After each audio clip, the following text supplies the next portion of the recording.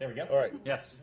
So, there are no crops grown in Crimea, or are you conceding that Crimea is no longer part of Ukraine? This was a report that was put together by the Yale Conflict Observatory. It was. So your understanding is they don't grow anything, not even. I couldn't speak not to even I beans, couldn't speak to tomatoes. agriculture in Crimea. I can speak to our Why can speak to why our is it position on Crimea. Why is it Crimea not is applicable? Ukraine. Okay. I can't speak to that. All right. And secondly, on this and on the sanctions, there are a couple, including the big one in there, the GRU, and the sanctions. As you well know, is already under sanctions. Do you know? Can you find out how many of the people and other entities that were targeted today are already under sanctions, or is the GRU the only one of this group? Because there were a lot of like high-tech companies that possibly, and I didn't have time to go cross-reference this, but I think some of them may have been sanctioned before. Is there a way to find that out? We can determine if there's any more we can share there. I will just make the broader point that oftentimes, and especially in cases like Russia, where we have really amassed profound costs and consequences on the Russian Federation, there are overlapping authorities. Authorities that are designated for different malign activities that we often do levy on the same targets. So it's not surprising that some targets are sanctioned more than once. How many of these people or entities are going to wake up in the morning or go to sleep at night with new, with penalties on them that didn't exist before? That's the question there. Secondly, on the Abraham Accords, you're thrilled to celebrate and yet for the first 4 months of the administration, you refused to use the name. Matt, I think this goes back to some of our earliest interactions. Indeed. But Matt, I think we like to be precise with our language. Okay. The common umbrella, the general umbrella, of course, is Abraham Agreements, Abraham Accords. These are all normalization agreements. Sometimes the shorthand is Abraham Accords. The fact is that Morocco, while it has a normalization agreement, it is not a member of the Abraham Accords. So whether it is the countries that have officially signed the Abraham Accords or the countries that have signed normalization agreements, we welcome every single effort of countries around the world, including Israel's Arab and Muslim majority neighbors, to strengthen ties and ultimately to normalize relations. Okay. And then lastly, as you pointed out, today is the day of democracy, or whatever it is. I'm wondering if you have anything to say about Hungary in that light, since it is a member of the EU, it is a member of NATO, and yet today the EU Parliament adopted a resolution that says that Hungary is no longer a democracy. Do you agree with that sentiment, and will Hungary be invited to the next summit for democracy? Well, it is far too early for me to speak about potential invitees to the next summit for democracy. I'd also defer to the EU regarding their characterization of Hungary and its political system. We characterize Hungary as a partner. We characterize Hungary as an ally. We characterize ally.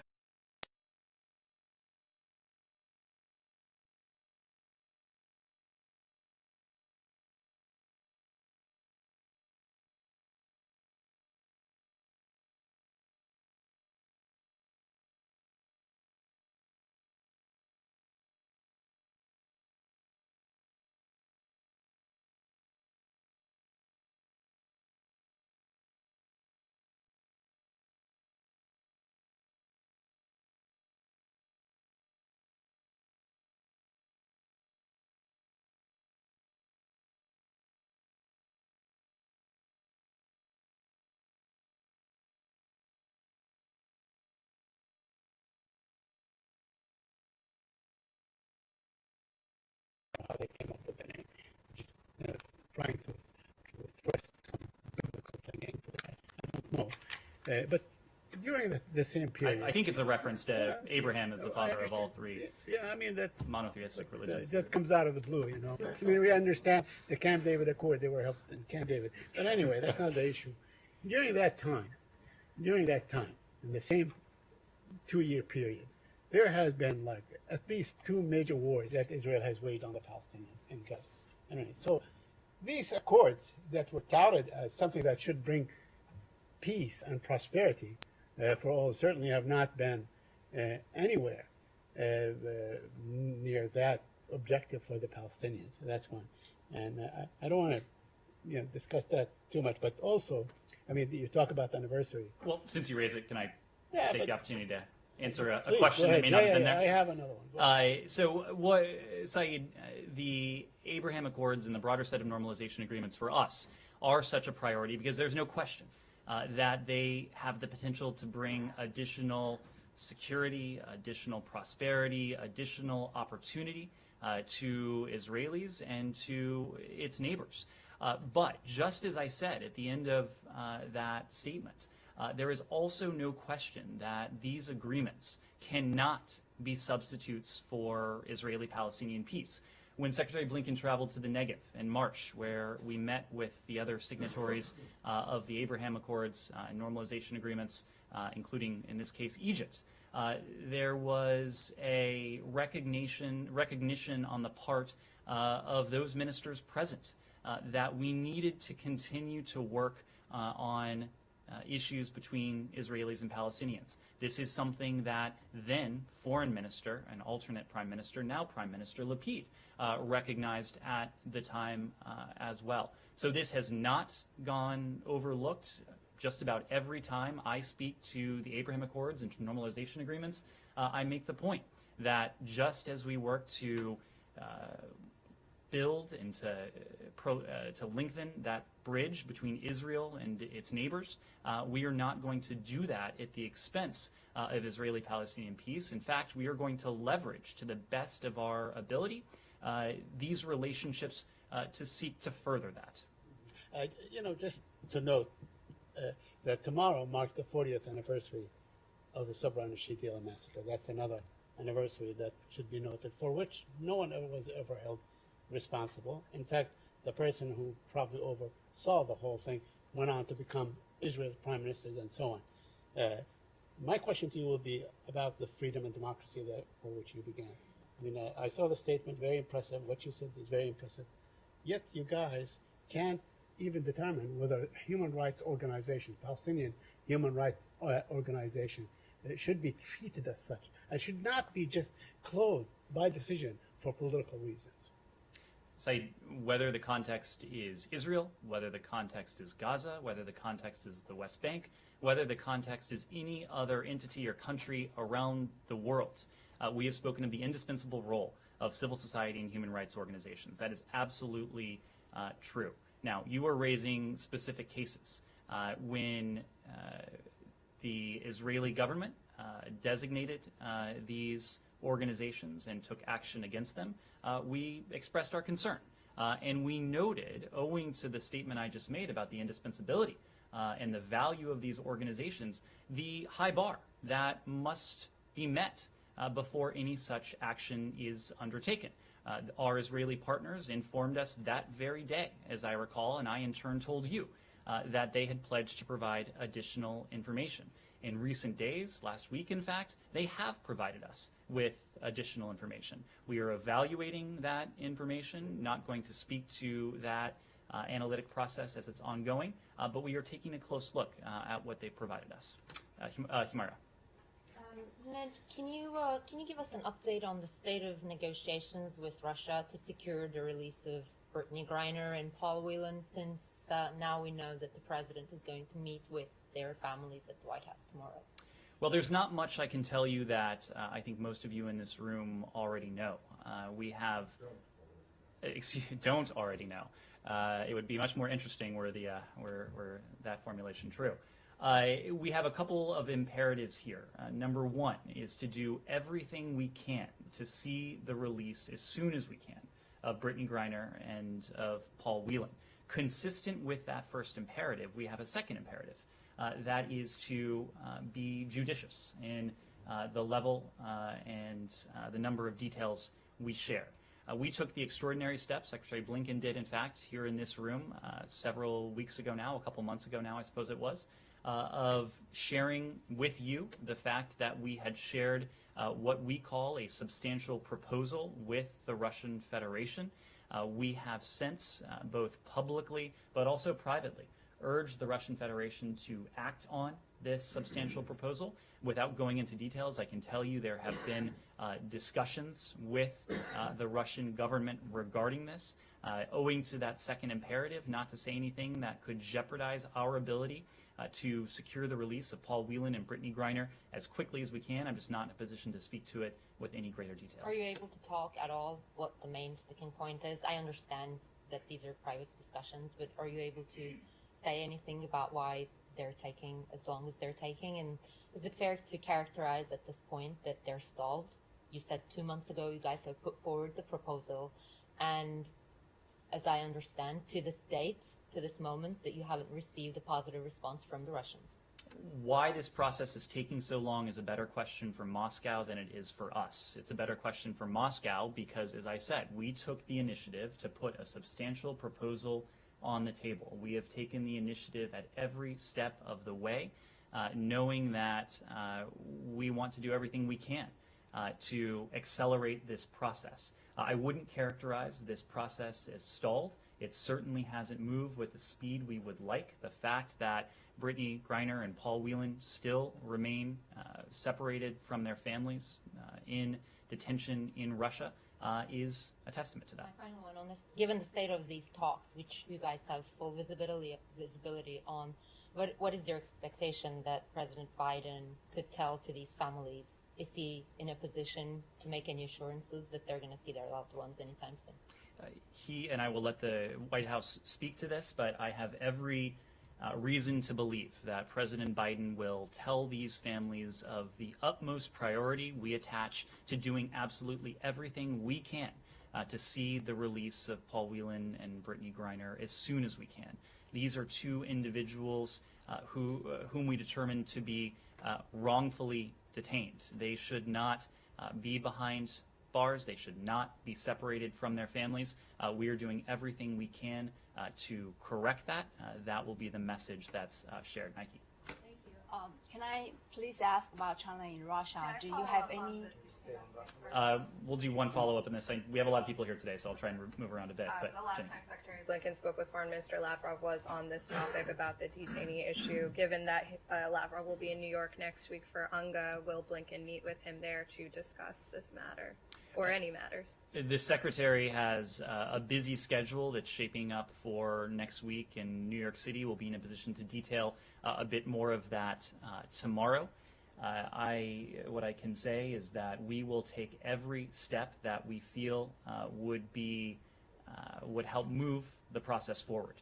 If a senior level intervention with a senior Russian official would help us take one step closer to seeing the release of Paul Whelan and Brittany Griner, we wouldn't hesitate to do that. That's precisely why Secretary Blinken picked up the phone just a couple months ago now to raise this specific issue among two other concerns with Foreign Minister Lavrov at the time.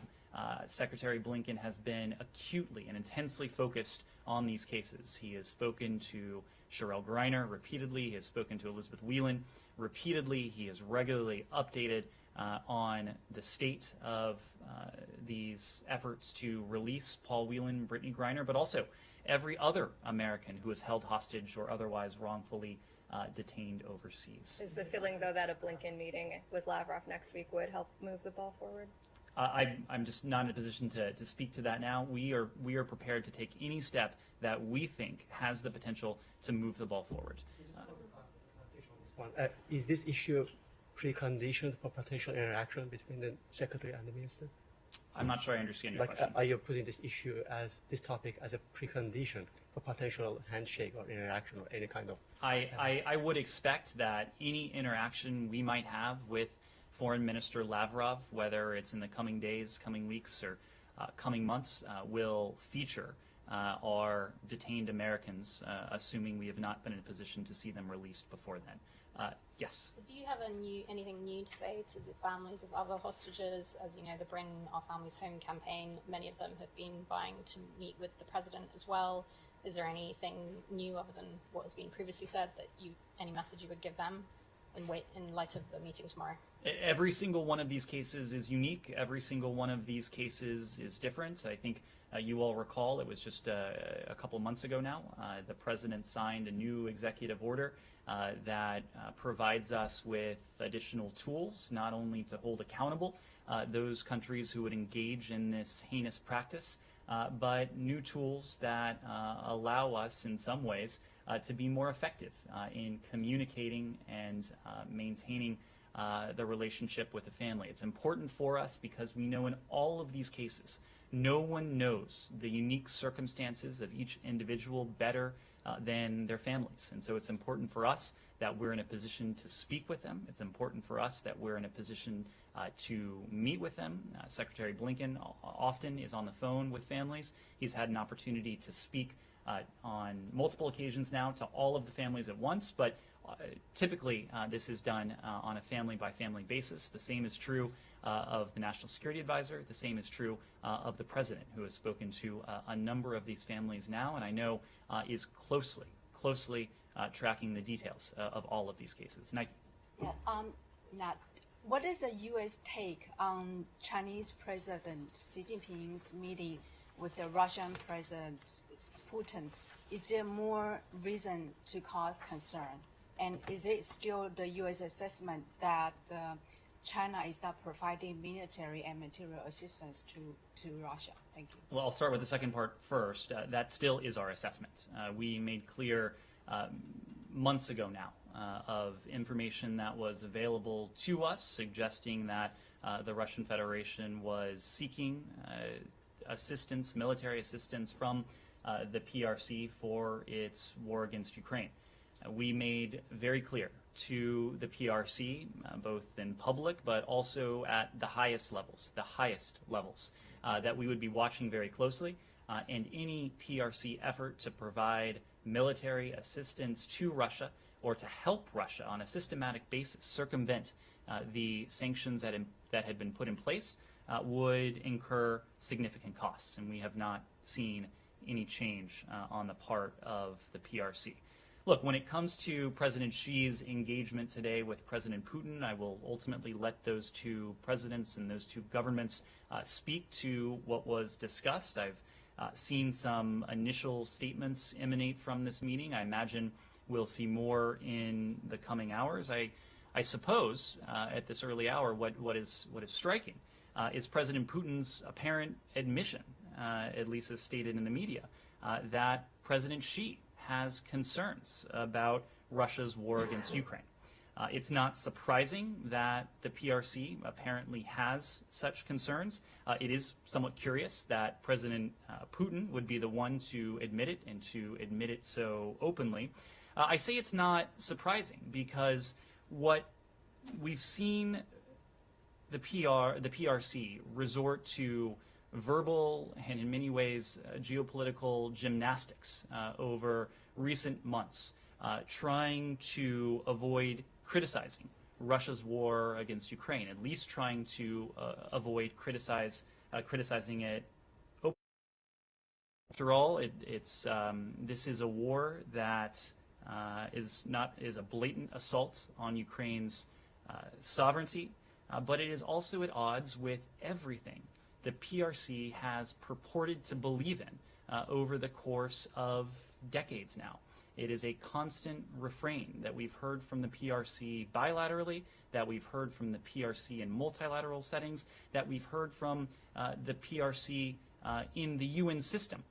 This principle, what should be an inviolable principle of state sovereignty, has been under assault by Russia since February 24th, and in many ways for the 8 years before that.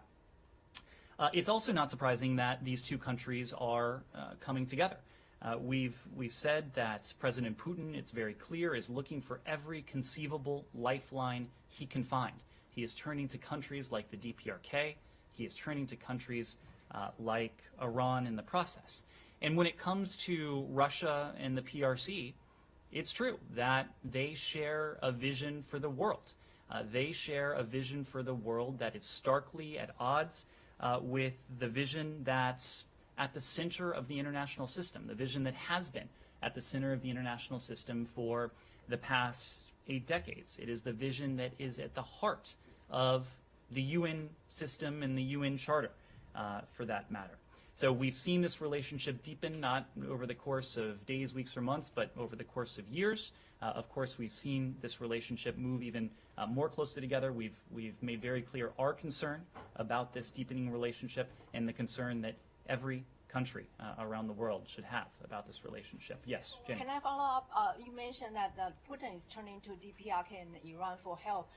Do you have any information to confirm the expectation that Putin is asking Xi Jinping for support in person, given that Russia is facing I couldn't speak to what President Putin asked of President Xi today. That would be something to pose to President Putin. Jane. Thank you. Follow-up China issues. President Xi Jinping and President Putin met at the Shanghai Cooperation Organization Summit yesterday. They pledged to further expand trade and economic cooperation. And China is not cooperation with Russia's sanctions. How do you think this will affect Russia's sanctions? Sorry, repeat the end of that. How does... I didn't catch the end of the question. How do you think this will affect Russia's sanctions because China not cooperating with Russia's sanctions? Well, as I just said to your colleague, it's very clear that Russia is looking for every conceivable lifeline. The fact that dozens of countries around the world have come together not only to impose sanctions and massive financial penalties, but also to mount export controls that have systematically starved Russia of the key inputs it needs for its industrial base, for its defense base, for its energy production, and for its technological base. And the fact that Russia is now turning to countries like Iran and the DPRK, I think speaks to the difficulty Russia is finding in indigenously producing what it needs for to prosecute its brutal war of aggression against Ukraine. I would leave it to the PRC to speak to the approach that they are taking towards this conflict, towards this war. As I said just a moment ago, they have had to go to extraordinary lengths to even attempt to explain how this brutal war of territorial conquest and aggression would not be automatically at odds with the vision of the world that they have put forward over the course of decades, and the emphasis that they have placed on the principle, the emphasis they have placed on the principle of sovereignty over the course of decades. But China is ignoring Russia's purchase of North Korea's weapons. Do you think China is responsible for this? Why they ignoring Russia and North Korea weapons trade? Chinese ignoring about this. I couldn't speak to what the PRC's position is on Russia's purchase of millions of rounds from the DPRK. I would leave that to the PRC to characterize their position. Yes? Just follow up. While you are expressing concerns over Russians seeking for help, do you actually have any sign that China is providing assistance to Russia? We have information. We had information that we made public a number of months ago now, that Russia was seeking security assistance from the PRC. As I said a moment ago to Nike, we made that public. We also made very public the fact that we would be watching very closely and that the PRC would incur significant costs if it provided military assistance to Russia in its war, or if it aided Russia in a systematic way evade the sanctions that the international community had imposed on it. We have not seen the PRC do either of those things. And what is your impression, your take on this Shanghai Cooperation Organization Summit, which Mr. President Putin attended? We are not a member of this organization. We'll leave it to members and others to characterize it. And I just have a quick one on Taiwan. You know, yesterday the Senate Foreign Affairs Committee just passed the Taiwan Policy Act. What is your reaction to that? Are you concerned this would further damage the U.S.-China relation? Well, as we always or often do, our legislative teams here and members of the administration are in close touch with members of Congress. We'll continue to communicate directly and privately with members and their staffs about this legislation, like we do with draft legislation really across the board. For our part, the Biden administration, we have deepened our partnership with Taiwan. We'll continue to do so with effective diplomatic, economic, and military support. And we appreciate the strong bipartisan support for Taiwan that we're seeing in Congress and that we're seeing across the country.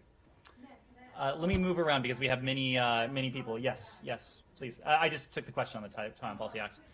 Because you have said that U.S. bipartisan one-China policy is guided by 6 assurances, the Taiwan Relations Act and joint communique.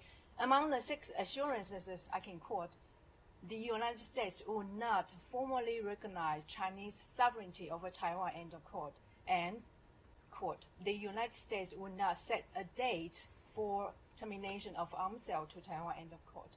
Is there a need for Chinese government to be concerned about Taiwan Policy Act? Nothing is changing about our approach to Taiwan. It is guided by our One China policy, the 3 joint communiques, the 6 assurances, and the Taiwan Relations Act. Yes? I'd like to ask about Egypt's FMF and specifically the administration's decision to certify that Egypt was making clear and consistent progress on the release of prisoners and on due process. I know you'll cite the 500 releases this year, but given that that's out of 60,000 or so political prisoners, how is that the progress, the clear and consistent progress when during that same time period, NGOs say more political prisoners were arrested than were released? So this is a complicated issue, and so I want to make sure that we clearly state the background to this decision. First, it's important to say that the Biden administration has taken an approach regarding Egypt that reflects the full range of our national interests, and of course that includes human rights. Egypt is a strategic partner of ours with whom we cooperate to promote a range of shared interests. In doing so, we also raise very serious concerns about human rights and fundamental freedoms in Egypt. Because our bilateral relationship with Egypt is an important one, we have made clear at every opportunity, and we have had a number, that our relationship is fundamentally strengthened when there is progress on human rights. In that context, and you alluded to this, the Secretary yesterday made several decisions related to fiscal year 2021, U.S. military assistance through what is called Foreign Military Financing, or our FMF, these funds for Egypt. And as background, when it comes to those funds, $300 million of the total $1.3 billion originally planned for Egypt in the FY 2021 FMF funds are subject, per Congress, to human rights related conditions. Within that $300 million, there are essentially 2 baskets of funds. There is $225 million that is subject to a broad range of human rights conditions, and the remaining $75 million is conditioned specifically on demonstrating clear and consistent progress on releasing political detainees and providing detainees with due process, as you referenced in your question. To the Secretary's decisions, the Secretary did not certify to Congress that Egypt met the human rights related conditions for that bigger pot of money, the $225 million portion of this $300 million total. The Secretary did not use his national interest waiver for these funds, and he directed the Department to redirect $130 million from these FMF funds originally planned for Egypt, and that's the maximum amount that could be reprogrammed, to other U.S. national security priorities and countries in consultation with Congress. We did have an opportunity to communicate this decision directly to Congress and to our Egyptian partners yesterday.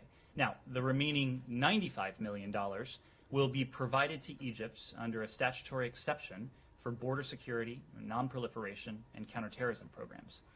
For the $75 million in FMF funding that is subject to conditions related to what you raised, political prisoners and due process, the Secretary did determine that Egypt is making clear and consistent progress on this issue. And that's why he directed the department to notify Congress of our intent to provide these funds to Egypt.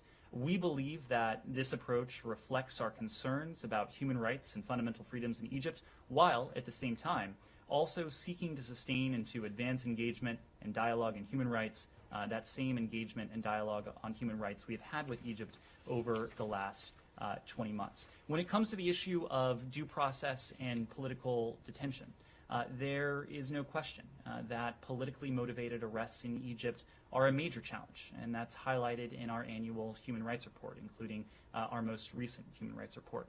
The Secretary did make the determination that Egypt has made clear and consistent progress, both through what you referenced, unprecedented numbers of releases, hundreds of prisoners this year, the establishment of the Presidential Pardon Committee, and the efforts to set up a national political dialogue that is expected to address some of these very issues. That includes pretrial detention reform, among other social, political, and economic issues. So this is a conversation we will continue to have with our Egyptian partners. We will continue to take advantage of every opportunity from the senior-most levels to the working levels to underscore both the value we place on this relationship and the notion that seeing continued improvement in the human rights situation will only strengthen the foundation of that bilateral relationship. Yes? Can I just go back to the SCO summit with respect to Putin and Iran? President Putin met with the Iranian president and used the meeting to address the nuclear deal. He mocked the United States and told President Raisi that the U.S. are masters of their own word. They do as they please. First they make promises, then they break promises. Do you have any response to those comments?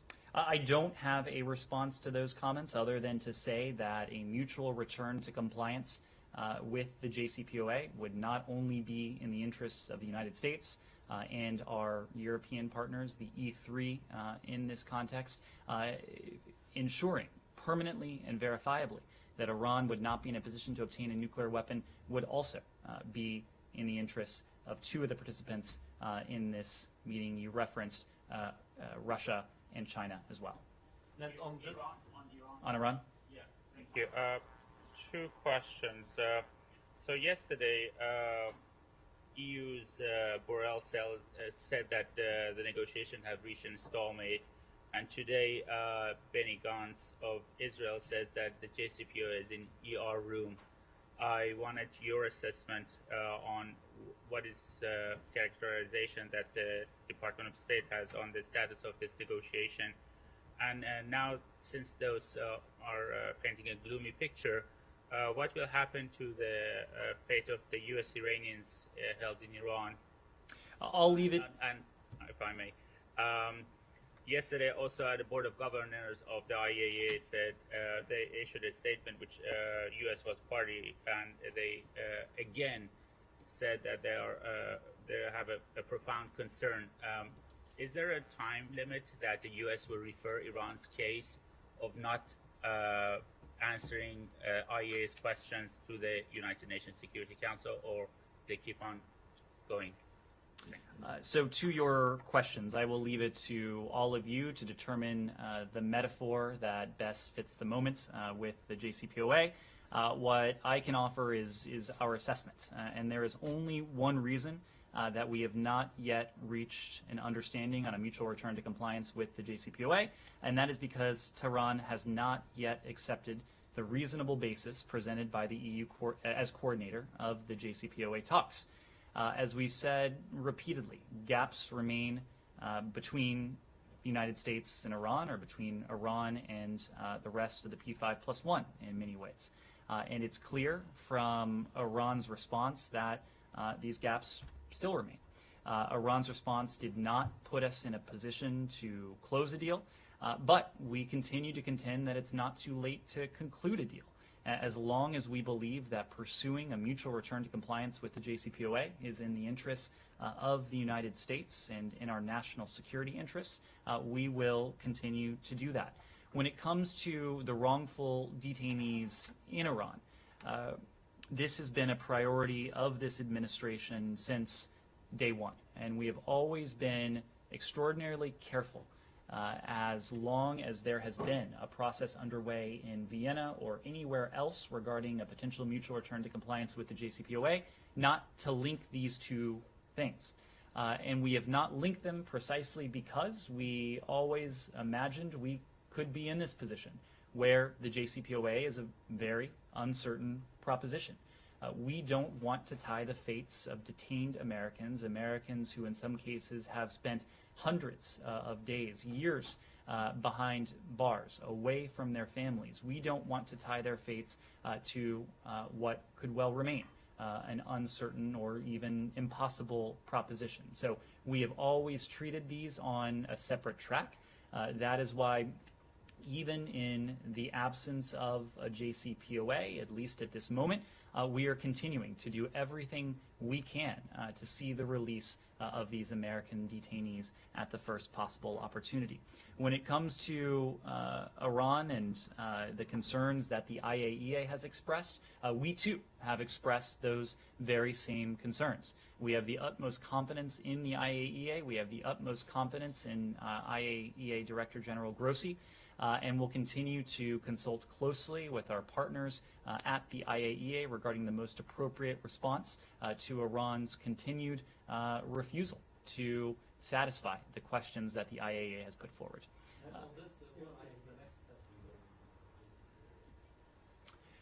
Again, I mentioned the other day, we have responded and we responded last week to the most recent submission that Iran put forward to the EU as the coordinator for these talks. The basic fact is, and I said this already, there's only one reason why we have yet to reach an understanding. It's because Tehran has not accepted the very reasonable basis presented by the EU as coordinator for this process. Let me move around. Yes. Sure. Last night, Secretary Blinken called Italian Prime Minister Mario Draghi just a couple of hours after the review on Russian plans. Can I ask you who reached out to whom, and also is Italy in one of the country in the list of the country who received funds from Russia, and also do the U.S. the administration in a week left. Little more than a week in Italy, there are some the elections, so it's a very delicate moment in the country, and maybe, I don't know, Secretary Blinken talked about it with the Prime Minister. Thank you. Just as a matter of course, we don't speak typically to who reaches out to whom with these calls. We did, however, issue a readout, and that readout spoke to the issues that were discussed on that call, including the close partnership and alliance we have with Italy on a number of shared interests. That includes the costs that we are together mounting on Russia for its war of aggression against Ukraine. That includes the concerns, the shared concerns we have about President Putin's weaponization of energy and the efforts that we are undertaking together as allies and as partners to help our European allies with the energy supplies that they will need in the coming weeks and the coming months. They had a number of other issues that were discussed, and the Secretary made the point that the United States, as an ally of Italy, stands ready and eager to work with any government, any Italian government that emerges from the electoral process that will take place in the coming days. When it comes to Russia's interference in elections around the world, we didn't release information this week in order to put a spotlight on any particular country. In fact, we have not spoken to Russia's efforts in particular contexts. That was not the point of these efforts. The point was to put a spotlight on what is very much a global threat and a universal challenge that countries around the world, continents around the world, face from the threat of Russia's meddling and interference in democratic exercises around the world. Nazira. I have three questions, Mr. President. Number one is Taliban sharing the video of hostages people in Panjshir and then shooting them, and they share on the social media, which is the reaction is so negative for the Afghan people. Any comment about that? What is the international law said about it? And number two, I don't know what is the relationship between US and Pakistan, because Taliban claims that United States used a drone attack to Afghanistan with the cooperation with the Pakistan. And the third question, there is two conferences. One is in Bukhara, Samarkand, Shanghai conference about Afghanistan, and the next one is Vienna regarding Afghanistan. Does State Department has any comment? It's going to be useful for Afghanistan, especially for women's situation. Thank you. When it comes to Panjshir, I'm not immediately familiar with the video that you're referring to, but we have seen any number of atrocities committed in Afghanistan in recent months, and of course, violence against civilians is an atrocity, and in some cases it could constitute even worse. We are paying very close attention to the human rights situation in Afghanistan. We have made no secret about our concerns for the fact that the Taliban is not living up to the commitments they have made to the United States, to the international community, but most importantly, the commitments that they have made to the people of Afghanistan.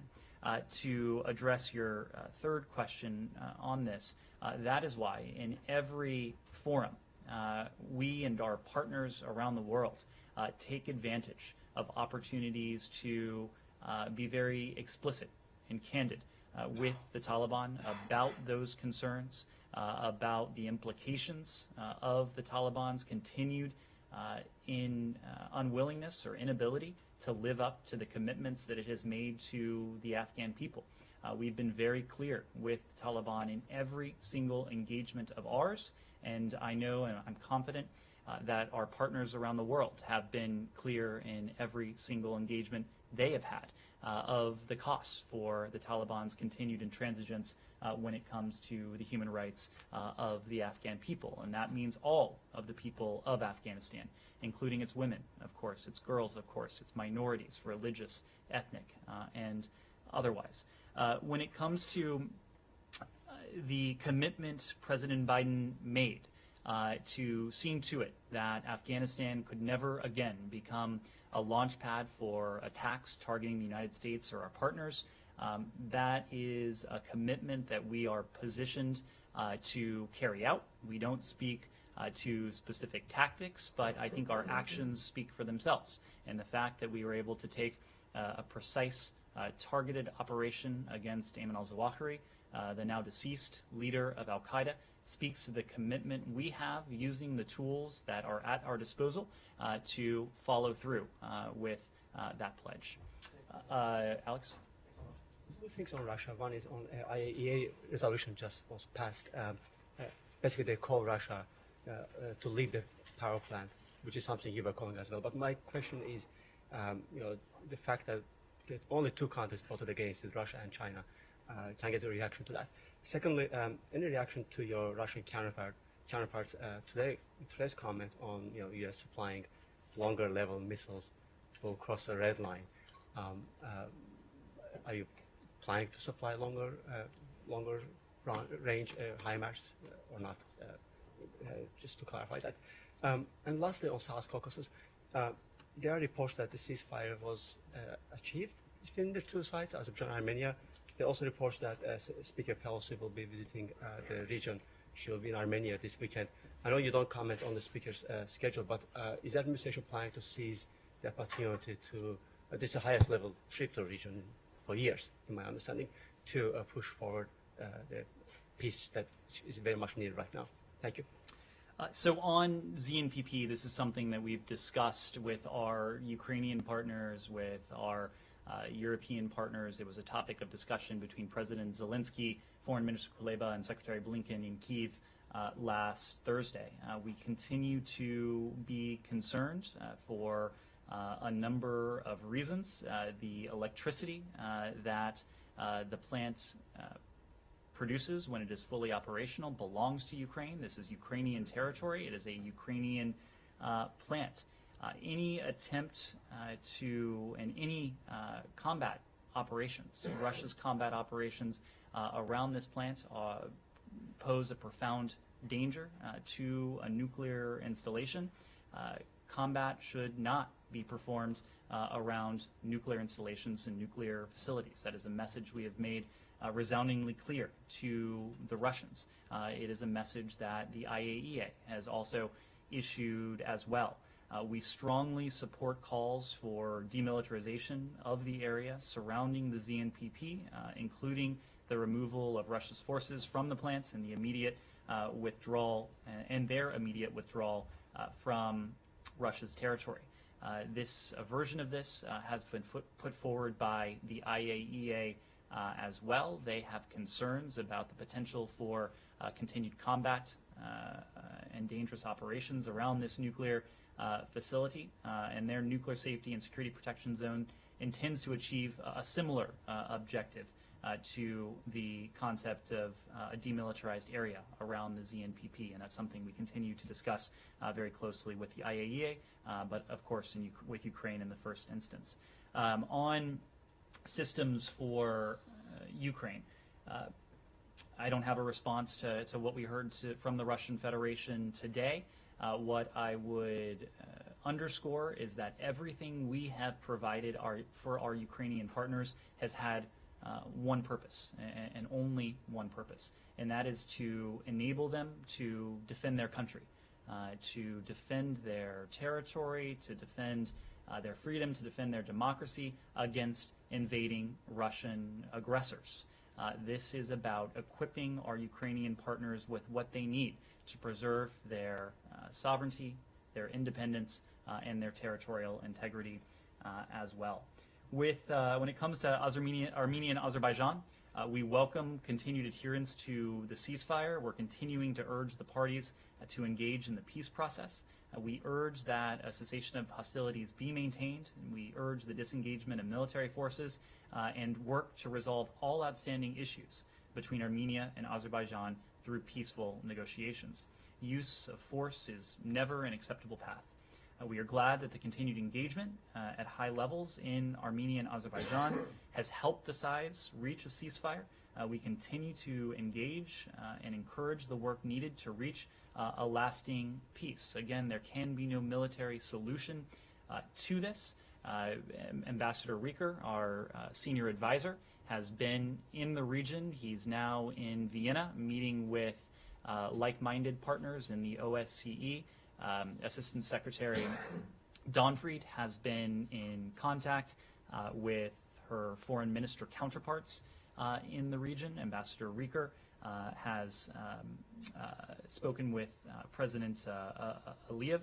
The Secretary, of course, has had an opportunity a couple days ago now to speak to both leaders. I would expect that he will have an opportunity to speak to the leaders again. He has been personally focused on this and will remain engaged going forward. Do you view the speaker's upcoming trip as part of the process? I would defer to the speaker to speak to any travel she may have. Sean. I want to ask something else, but is there a reason why Phil Wicker didn't go to Armenia? He was in Azerbaijan, then he went to Vienna. He's been in contact with authorities from both countries. We are pleased to see that the cessation of hostilities has continued to stick, and he'll continue to meet with the OSCE and our like-minded partners in Vienna to further this. Separate Ethiopia. Can you say if Mike Hammer is still in the region, what he's doing diplomatically, and how do you see things right now? The Ethiopian government had a statement about the TPLF accepting African Union mediation. Do you think that's a positive step?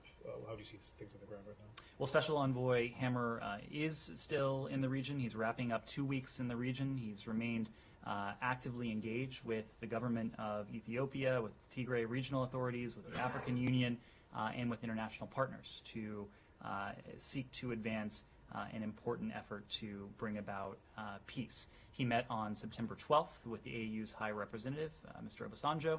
He met on the 13th with UN Special Representative to the Secretary General Hannah Tete, and Assistant Secretary Fee, for her part, was this week attending the inauguration of President Ruto in Kenya, and she engaged in discussions regarding the ongoing violence in Ethiopia. More broadly, we are increasingly concerned by the growing military activity in northern Ethiopia. We strongly condemn the resumption of hostilities. There's no military solution to this conflict. These actions are inconsistent with the government of Ethiopia and Tigrayan regional authorities' stated willingness to go to talks. And we call on both the government of Ethiopia and the Tigray regional authorities to halt immediately their military offensives and to pursue a negotiated settlement through peace talks under the auspices of the African Union.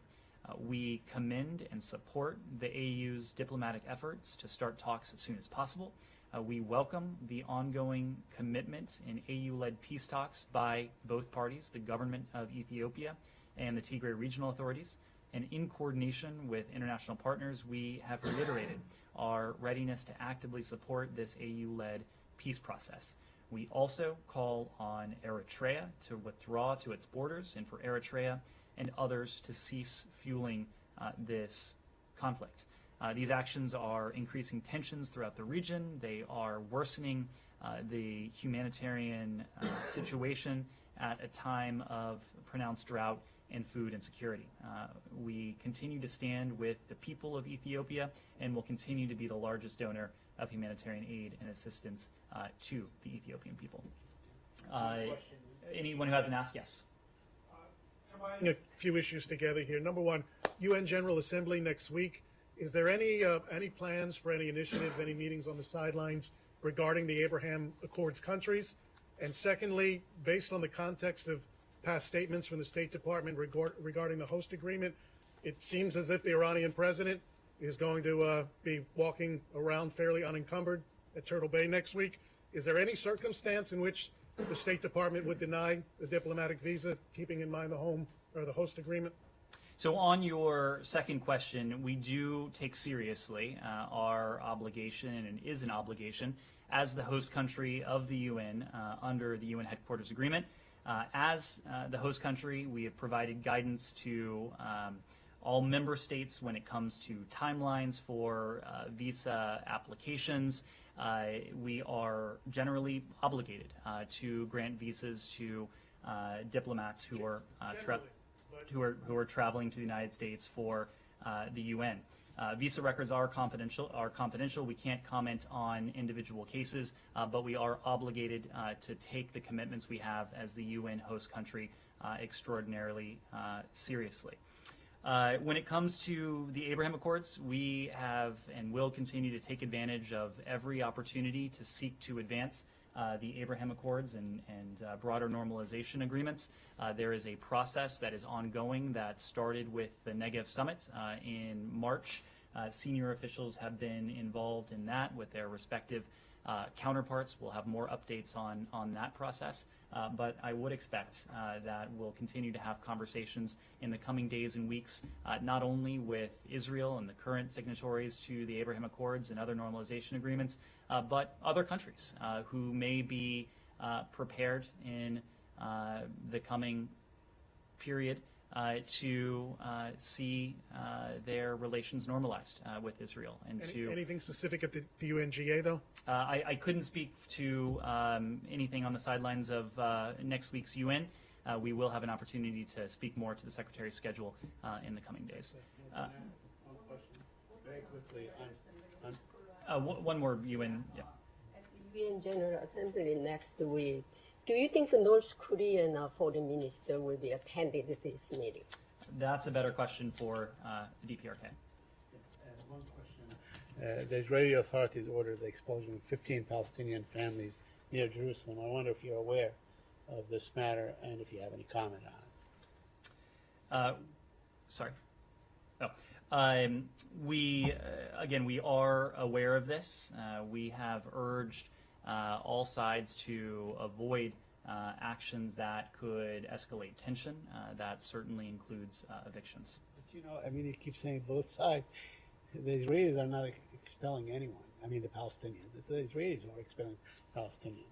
Why can't you say directly to the Israelis that you will not look very kindly on their effort to expel Palestinians?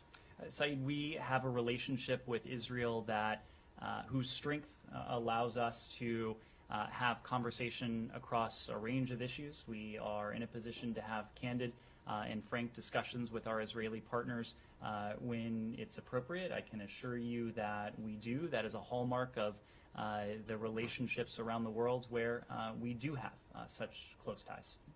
Two questions, one on Sudan and the other one on Qatar, Egypt. The U.S. Embassy in Sudan welcomed the draft transitional constitution prepared by the Sudanese Bar Association. To what extent do you consider this draft as a base for a political solution in Sudan, and how will the U.S. support it? And second, how do you view the visit that President Sisi made to Qatar? When it comes to the Sudanese Bar Association initiative, we do view this as a serious initiative.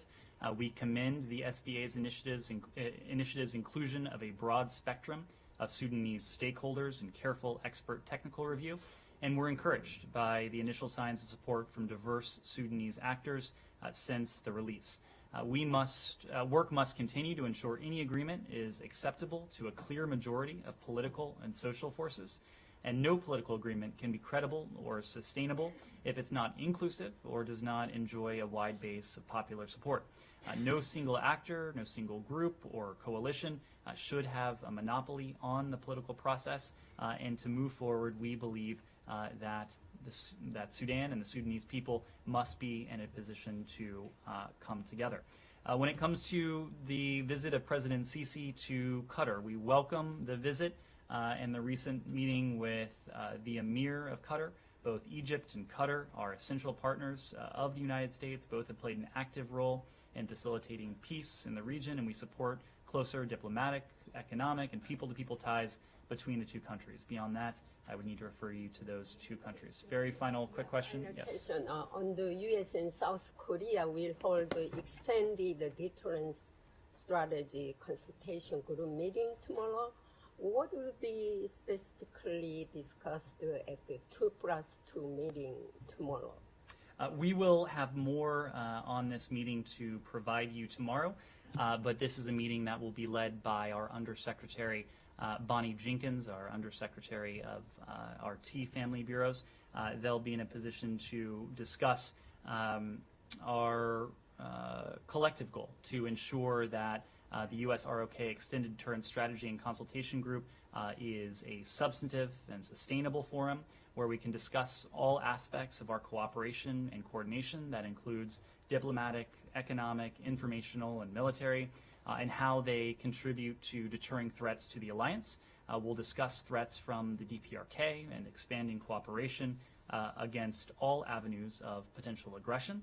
And we'll also discuss how the United States and our ROK allies can cooperate with regional partners to address our many shared security challenges. We will hold this meeting tomorrow. As I said before, it will be led by Bonnie Jenkins. It will also include the Department of Defense, specifically Dr. Colin Call, who's the Undersecretary of Defense for Policy. And it provides an opportunity for our government to discuss peace and security on the Korean Peninsula and in the Indo-Pacific more broadly. Thank you all very much.